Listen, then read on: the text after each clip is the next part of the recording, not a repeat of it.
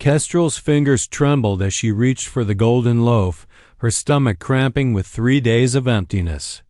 The baker's back was turned, steam rising from fresh bread that cost more than she'd seen in months. Her hand stretched forward, desperate and swift. "You don't want to do that." The voice came from nowhere, deep and quiet like thunder rolling across distant plains. A leather jacket, worn and warm, suddenly draped over her thin shoulders. She spun around to face a man whose dark eyes held stories she couldn't read. His black hair braided with silver threads that caught the morning light. "The sheriff's watching from across the street," he said, his voice carrying the cadence of wind through grass. "Been waiting for someone like you." Kestrel's breath caught. She was 19, alone in a frontier town where strangers disappeared and no one asked questions. Her father had died in the mines, her mother from fever, leaving her with nothing but the clothes on her back and pride that wouldn't feed an empty belly. "I wasn't," she began, but his knowing look stopped the lie in her throat. "Wasn't what?" "Wasn't about to steal bread because you haven't eaten since Tuesday?" His lips curved slightly. "Your hands shake. Your eyes are too bright." "I know hunger, Kestrel," she startled. "How do you know my name? This town talks?" "The girl who won't take charity, won't beg, won't sell herself for a meal. They say you'd rather starve with dignity." He stepped closer, and she caught his scent leather, sage, and something wild she couldn't name. "I'm Navarro Stillwater." The name hit her like lightning. Everyone knew the Stillwater name, Comanche by blood, businessman by necessity, owner of half the territory's silver mines and all of its mysteries. They said he could track a whisper across stone, that he'd never lost a fight or a wager, that women from 3 territories had tried to snare him with no success. "Why do you care if I starve?" she asked, pride flaring even as his jacket warmed her chilled bones. "Maybe I don't like watching beautiful things break." His eyes traveled her face like he was memorizing it. "Maybe I see something in you that reminds me of wild horses meant to run free, not caged by circumstance." The baker turned, spotted them, and his face darkened. "You buying something or just loitering, Stillwater?" Navarro placed a silver coin on the counter without breaking. Eye contact with Kestrel. "2 loaves, and whatever else the lady needs." "I don't need, everyone needs something," he interrupted. "Question is whether you're brave enough to take it." Heat flooded her cheeks.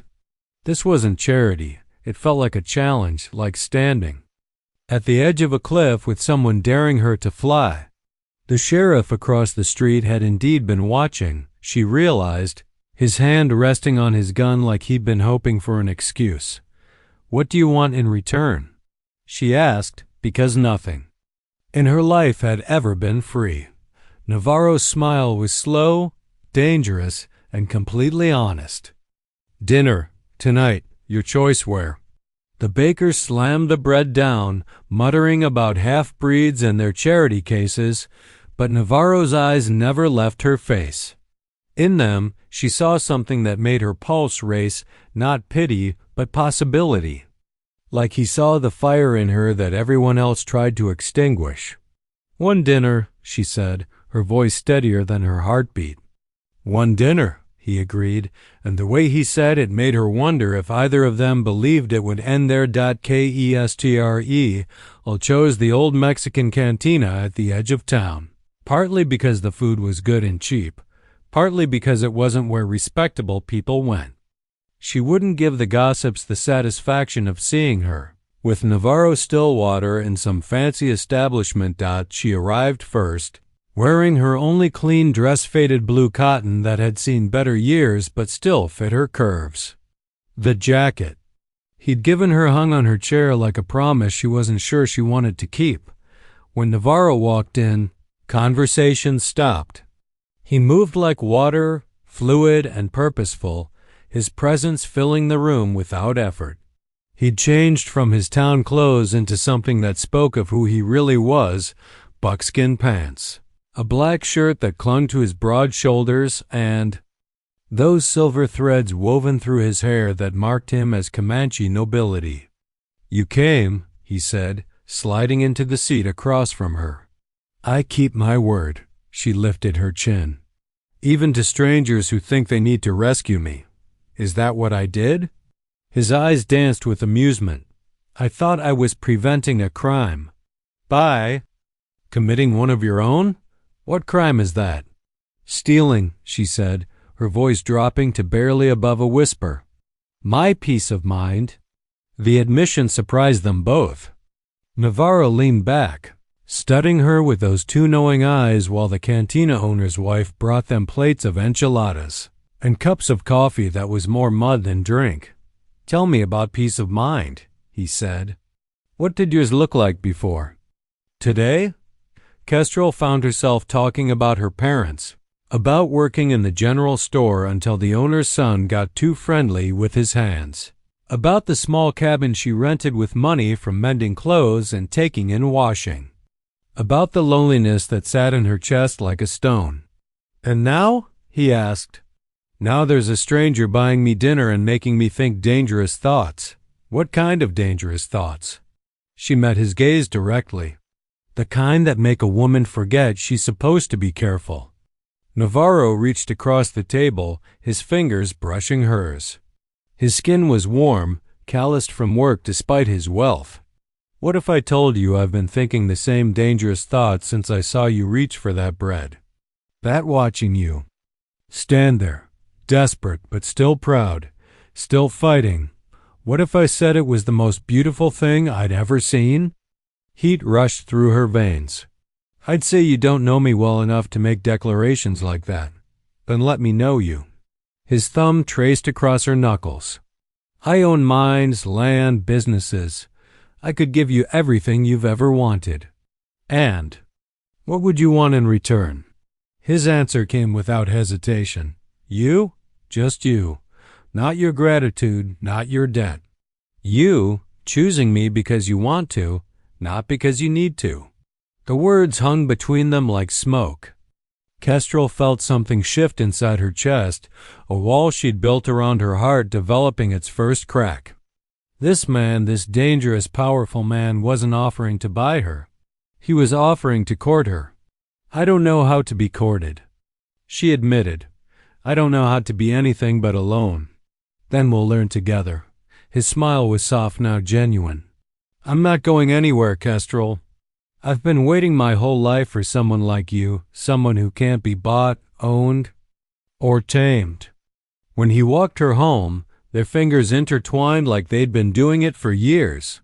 At her door, he didn't try to kiss her, didn't push for more than she was ready to give. Instead, he touched her face gently, his thumb tracing her cheekbone. "Thank you for dinner," he said, "for your honesty, for taking a chance." As he walked away, disappearing into the shadows between buildings, Kestrel touched her cheek where his hand had been.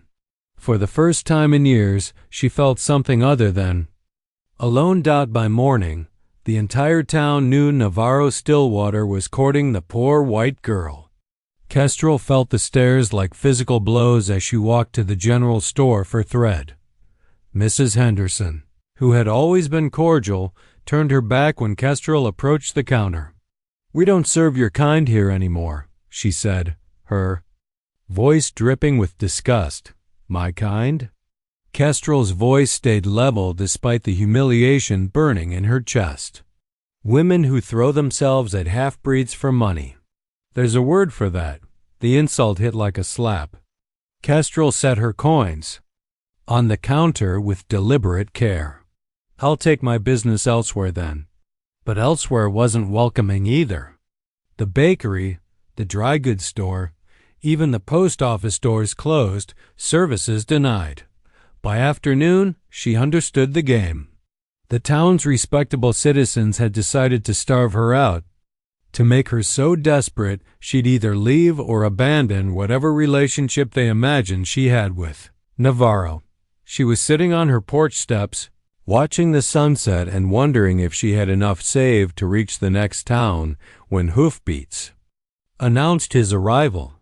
Navarro rode a black stallion that moved like poetry, and seeing him tall and proud and completely unbothered by the town's opinion made something fierce awaken in her chest. "Rough day?" he asked, dismounting with fluid grace. "They've decided I'm a prostitute," she said bluntly. "Your prostitute, specifically?" His jaw tightened. "Who?" "Everyone." She stood, brushing dust from her skirts. "Mrs. Henderson started it, but it spread fast. They won't sell to me, won't hire me. I'm apparently a disgrace to womanhood. And what do you think you are?" The question surprised her. She'd expected anger, maybe pity, certainly the kind of embarrassed withdrawal that would end whatever was beginning between them. "I think I'm a woman who had dinner with a man she's attracted to," she said. "I think I'm tired of other people deciding what that means." Something shifted in his expression: approval, admiration, something deeper. "Good, because I brought you something." From his saddlebags he pulled a leather pouch heavy with coins. "Payment for services rendered." Her stomach dropped. Had she misjudged everything? Was he really just, "You're going to be my bookkeeper," he said, his eyes dancing with mischief. "I need someone I can trust to manage the accounts for my businesses here in town. Someone who can't be bought or intimidated." Relief and something warmer flooded through her. "I don't know anything about bookkeeping. You can read, write, and do figures. That's more than most. The rest I'll teach you." He stepped closer. "Unless you object to working for me?" "Working for you is different from ... She gestured vaguely at the space between them. "Different from courting you?" "Yes. Business is business." "But Kestrel," his voice dropped to that low rumble that made her pulse. "Race. When the day's work is done, when the books are closed and the coins counted, I'm still going to want to take you to dinner. I'm still going to want to hold your hand while we walk. And eventually, if you'll let me, I'm going to want a lot more than that." The honesty in his voice, the heat in his eyes, made her breath catch. "The town won't like it. They'll make life difficult for both of us. Let them try." The steel in his voice reminded her that this man had built an empire from nothing, that he hadn't survived by backing down from fights. "You're not alone anymore, Kestrel. Not unless you choose to be."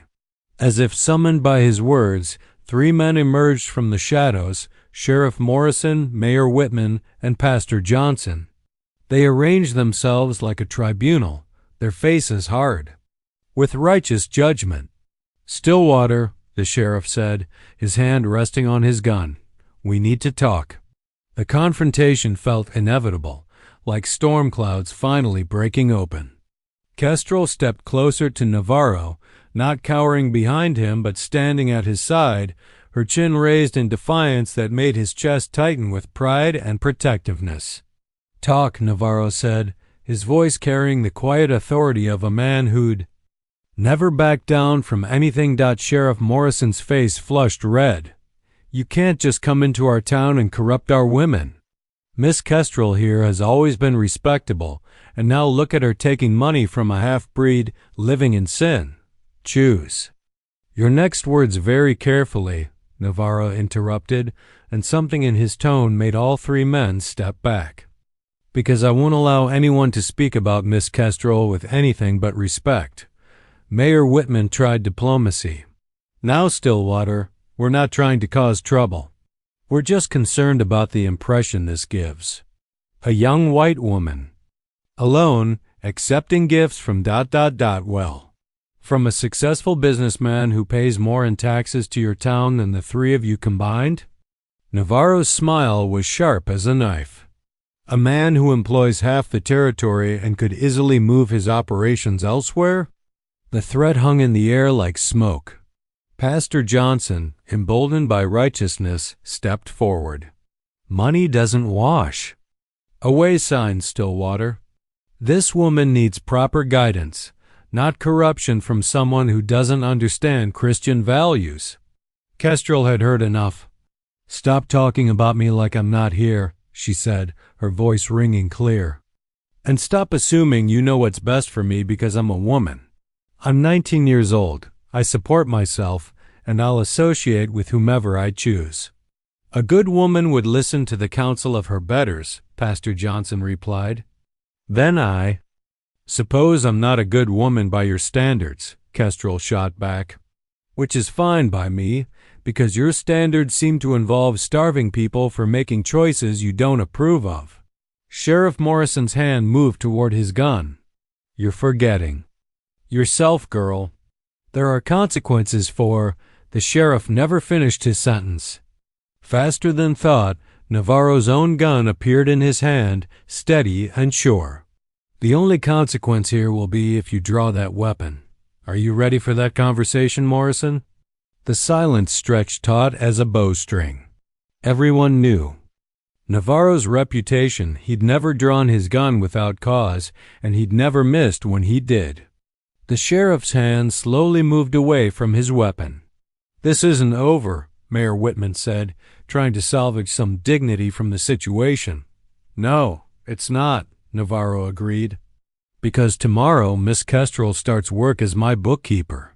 She'll be in my office every day, managing my affairs, earning an honest wage for honest work. Anyone who has a problem with that can take it up with me directly." As the three men retreated, muttering threats and promises of consequences, Kestrel felt a strange mix of fear and exhilaration. She'd crossed a line tonight, chosen her side in a war she hadn't started, but was now fully committed to fighting. "Are you sure about this?" she asked once they were alone. "You could have any woman in 3 territories. Why fight a whole town? For someone like me?" Navarro holstered his gun and turned to face her fully.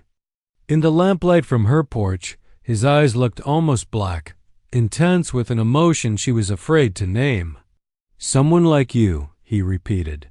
"You mean someone with courage? Someone who stands up for herself even when she's outnumbered? Someone who'd rather starve than compromise her principles?" He stepped closer, close enough that she could smell the sage in his hair, feel the heat radiating from his body. "Kestrel, I've known women who would smile and agree with whatever a man wanted to hear. I've known women who saw my wealth and decided that was all they needed to know about me. But you," his hand came up to cup her face, "you look at me like I'm just a man. A man you might choose if he proves worthy of choosing. And what if—" "I do choose you?" she whispered. "What then?" His thumb traced her lower lip, and she saw the fire kindle in his eyes.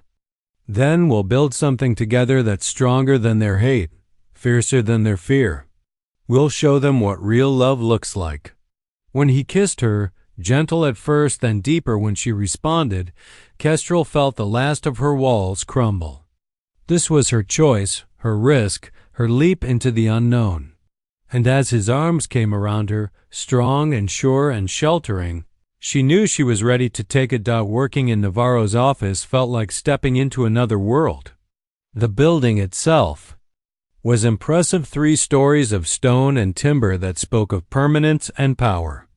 Her desk sat in the main office, positioned so she could see everyone who came and went while managing the complex web of his business dealings. The work was challenging but fascinating. Navarro owned silver mines, cattle ranches, a freight company, and had investments stretching from California to Colorado. His operations employed hundreds of men, and the money flowing through his books made her head spin.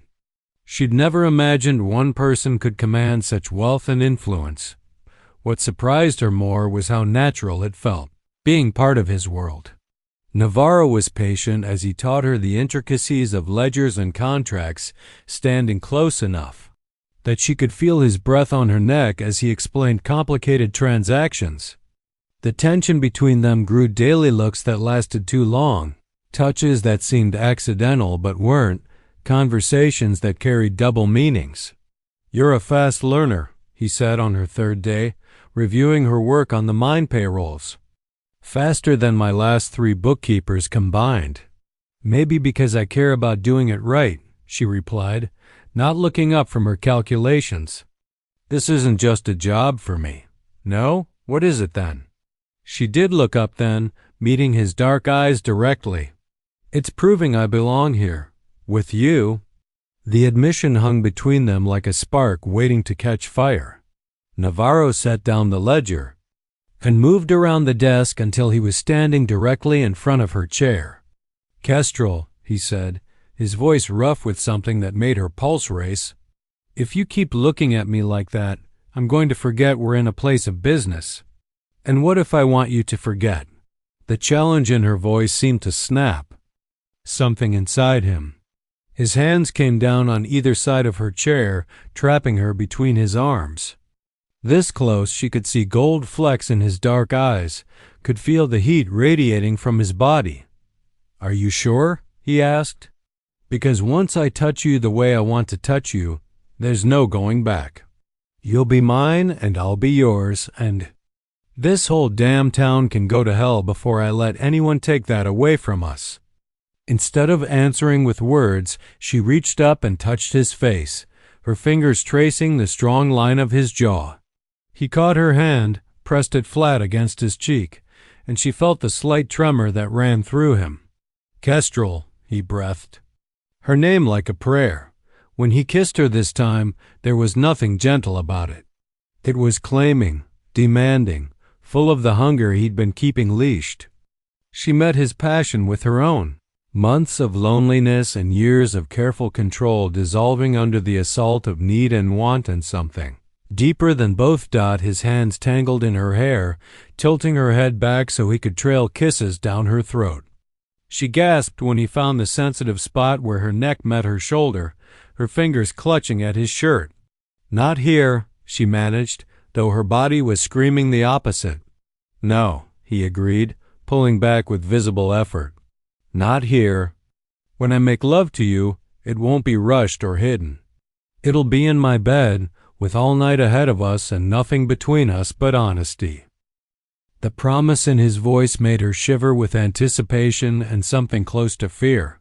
This was really happening. She was really going to give herself to this man, trust him with everything she was. Tonight? She asked, and was proud her voice stayed steady. Tonight, he confirmed, if you're sure. She thought of the empty cabin waiting for her, the cold bed and colder prospects. She thought of the town's judgment, the whispers that followed her everywhere. Then she looked at Navarro, powerful, patient, passionate, and saw her future written in his eyes. I'm sure, she said. That evening, as she prepared to leave the office, a commotion in the street drew her attention. Through the window, she saw a crowd gathering, their voices raised in anger. At the center of it all stood Pastor Johnson, holding what looked like a petition.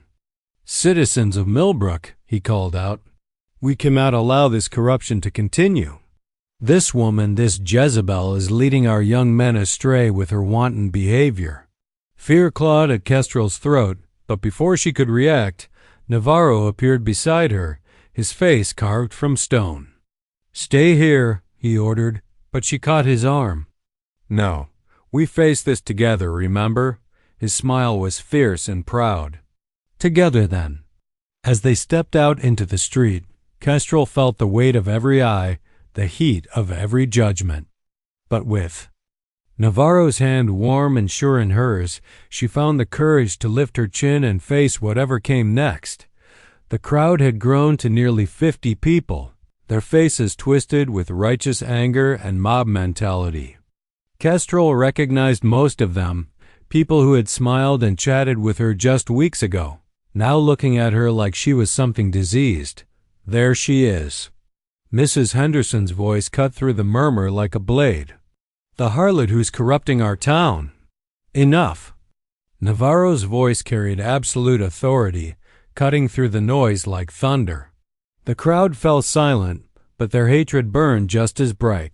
You have something to say, Johnson? Say it to me. Pastor Johnson held up his petition with shaking hands.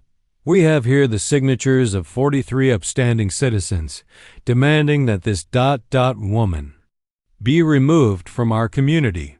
She's a corrupting influence, a temptation that's leading good Christian men into sin." "What men?" Kestrel found her voice, stepping forward despite Navarro's protective instincts. "What sin? Working an honest job? Earning my own way? Honest?" Sheriff Morrison spat. "Everyone knows what kind of work you're really doing for Stillwater." The implication hit like a physical blow. Kestrel felt heat flood her cheeks, but before she could respond, Navarro moved. Faster than thought, he had Morrison by the throat, lifting the smaller man off his feet. "Say that again," Navarro said, his voice deadly quiet. "Give me an excuse." "Navarro, don't." Kestrel's hand on his arm was the only thing that saved Morrison's life. "He's not worth it." Slowly, Navarro released the sheriff, who stumbled backward, gasping and clutching his throat. The crowd pressed closer, sensing blood, and Kestrel realized how dangerous this was becoming. One spark, one wrong word, and people were going to die. "Listen to me," she said, raising her voice so everyone could hear. "All of you. I know what you think of me, what you've decided I am, but I've lived in this town for 3 years. I've been your neighbor, bought from your stores, sat in your church. The only thing that's changed is that a good man noticed me, treated me with kindness, and offered me work." "A half-breed isn't a good man," someone called from the crowd. "No." Kestrel agreed and felt Navarro tense beside her. "A half-breed is a man whose blood carries the strength of 2 peoples, who built everything he has with his own hands, who employs half this town and could destroy the other half if he wanted to. A half-breed is someone who saw a woman about, to steal bread and chose compassion over judgment." Murmurs rippled through the crowd, but Pastor Johnson wasn't finished. "Pretty words don't change the facts. You're living in sin, corrupting our young people with your example. This town was godly before you came." "Godly?" Kestrel's voice rose, months of suppressed anger finally breaking free. "You call it godly? To let a woman starve rather than offer help? To turn away someone in need because they don't meet your standards? If that's your God, I want nothing to do with him," the crowd erupted. Shouts of blasphemy and horror filled the air, and Kestrel saw the mob spirit taking hold. These weren't her neighbors anymore, they were something dangerous, something that could tear her apart if she showed weakness. "That's enough," Navarro said, and his voice carried such command that even the angry crowd hesitated. "Kestrel is under my protection. Anyone who threatens her answers to me." "Your protection won't last forever, Stillwater," Mayor Whitman called out. "This town won't stand for much more of this." "Then maybe it's time for a change in leadership," Navarro replied calmly. "I wonder how many businesses would survive if I moved my operations to Denver? How many jobs would disappear? How much tax revenue the county would lose?" The threat was subtle but clear. Navarro's wealth was the foundation of the town's prosperity, and everyone knew it. The crowd began to murmur uncertainly, greed warring with righteousness in their hearts. "You can't buy us all," Pastor Johnson said, but his voice lacked its earlier conviction. "I don't want to buy anyone," Navarro replied. "I just want to live in peace with the woman I love." The word hung in the air like a gunshot. "Love," he'd said it publicly, claimed her in front of the whole town. Kestrel felt her heart stop, then start again at double speed. "Did you hear that?" Mrs. Henderson's voice was triumphant. "He admits it. Admits he's living in sin with her."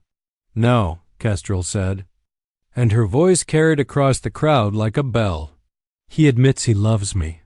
The only sin here is your refusal to see that love isn't something to be ashamed of." She turned to face Navarro, seeing her own feelings reflected in his dark eyes. "I love you too," she said, loud enough for everyone to hear, "and I'm not ashamed of it." When he kissed her, right there in front of God and everyone, the crowd erupted in chaos. But Kestrel didn't care. She was exactly where she belonged, in the arms of a man who loved her enough to fight the world for her, The wedding took place at sunrise on Navarro's ranch, with the Comanche medicine man who'd raised him performing the ceremony. Kestrel wore a dress of soft doeskin decorated with silver beads, a wedding gift from Navarro's tribal family who'd ridden 3 days to attend. Her hair was woven with wildflowers and sage, and when she walked toward him across the meadow, Navarro felt his breath catch in his throat. She was radiant, transformed from the desperate woman who'd almost stolen bread into someone who knew her own worth, her own power. The last 6 months had changed them both. The town's hostility had only strengthened their bond, forging it in the fire of adversity until it became unbreakable. "Are you ready for this?" he asked as she joined him before the medicine man, his hands warm on hers. "I've been ready since the moment you put your jacket around me," she replied, and her smile was brighter than the morning sun. The ceremony was conducted in both English and Comanche, binding them not just in the eyes of the law but in the traditions of his people. When they exchanged ring silver bands he'd crafted himself, Kestrel felt the last piece of her old life fall away. She wasn't just taking his name. She was becoming part of something larger, older, more meaningful than anything she'd ever known. "You are my heart," he whispered against her lips when the medicine man pronounced them married. "My soul, my reason for breathing." "And you are my freedom," she whispered back. "My choice, my future." The celebration that followed was unlike anything Millbrook had ever seen. Navarro's ranch hands mingled with his Comanche relatives, creating a feast that blended cultures and traditions in the most beautiful way. Music filled the air, guitars and fiddles mixing with drums and flutes, creating something entirely new and entirely perfect. As evening fell, Navarro led his new wife away from the celebration to the home he'd built for her, a sprawling adobe house that combined the best of both their worlds. The main room was filled with comfortable furniture and shelves full of books, while native artwork and Comanche artifacts decorated the walls. "Welcome home, Mrs. Stillwater," he said, carrying her across the threshold. "Mrs. Stillwater?" she repeated, testing how the name felt on her tongue. "I like it." That night, as they came together as husband and wife, every touch was a promise, every kiss a claim. They made love with the passion of two people who'd fought the world to be together, who knew exactly how precious this was because they'd nearly lost it. Later, lying in his arms with moonlight streaming through the windows, Kestrel thought about the journey that had brought them here. The town still disapproved, probably always would, but their opinion mattered less with each passing day. Some people had even begun to come around, drawn by the undeniable reality of their happiness and the economic benefits of staying in Navarro's good graces. "Do you ever regret it?" she asked, tracing patterns on his chest. "Fighting so hard for someone." "Like me? Someone like you?" he repeated, just as he had that first night. "You mean someone brave enough to marry a half-breed businessman and tell the whole world she loves him? Someone stubborn enough to steal bread rather than beg?" "That's not stubborn, that's proud. And pride like yours is worth fighting for." He tilted her chin up so she could see his eyes. "I'd fight the whole territory if I had to. Hell, I'd fight the whole country." 6 months later, their first child was born, a daughter with Navarro's dark eyes and Kestrel's stubborn chin. They named her Dawn for the new beginning she represented. As Kestrel held her baby girl, watching her husband's face soften with wonder and love, she thought about that desperate morning when she'd reached for a loaf of bread. She'd been hungry. Then hungry for food, for hope, for something better than the loneliness that had become her constant companion. She'd never imagined that a single moment of desperation could lead to this. A love that had transformed them both, a family that bridged two worlds, a future brighter than any sunrise. Outside their window, the town of Millbrook was waking up to another day. Some people still crossed the street when they saw the Stillwaters coming, but others had begun to nod, even smile. Change came slowly to small towns, but it came nonetheless, and in the big adobe house on the hill, where love had conquered prejudice and two hearts had become one, Dawn Stillwater opened her eyes to a world where anything was possible because her parents had proved it by building it together. One choice, one stand, one stolen moment at a time.